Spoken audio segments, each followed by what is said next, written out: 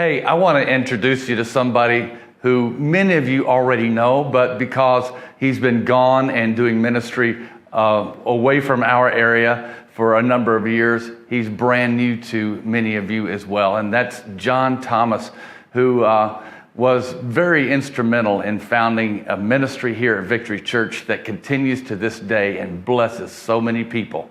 John Thomas came to me with a proposal for a men's ministry, a men's discipleship program called Every Man a Warrior. And I can tell you from having gone through book 1 that that is the most effective discipleship curriculum that I've ever seen. And it's not just the curriculum, though, that continues to have an impact. It's John Thomas's ministry, which now is full-time with Every Man a Warrior, and is not only domestic in terms of reaching men in prisons here in America, but has now expanded overseas with doors being wide open for him in Kenya and with many other prospects beyond that. So we're really excited to introduce to you today John Thomas. Well, what I'm doing for the kingdom right now is just, for me, it's so exciting and it's so different than I ever saw myself. I think, I'm doing Every Man a Warrior prison ministry, and it initially started primarily on a domestic level. The last couple of years, God just kind of changed my path some. With Every Man a Warrior, the first time they brought up Africa, the continent of Africa, I laughed loudly. My wife Jane said, "Oh, you'll be there in 3 years." And I said, "No, I won't. I'm all domestic, baby." And she just laughed. And then 3 years later, I was in Kenya. As we speak, in 3 different prisons in Kenya, there's about 62 men who are now being discipled. Initially, when we went, because of COVID, we didn't know if we were going to get in any prisons, and there was possibility of 1. We got there, God kicked the doors open, and then we went to 6 prisons. All 6 of these prisons hadn't had a visitor in a year and a half because of COVID, and we were the first folks that they allowed in. That was a God thing. He was like, "Come on in. They haven't had any other visitors. I'm letting you in because you're going to talk about me." So we talked about God.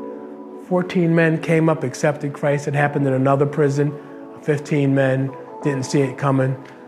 So I didn't do an altar call. I didn't who wants to come up and accept? I was just talking about the love of Christ, talking about putting him on display, changing your life, being the dad you're supposed to be. And then 14 men who were sitting out there listening, God got in their hearts. They got up and came forward. I'll be going to Kenya twice a year for who knows how long. We're going to expand into other countries.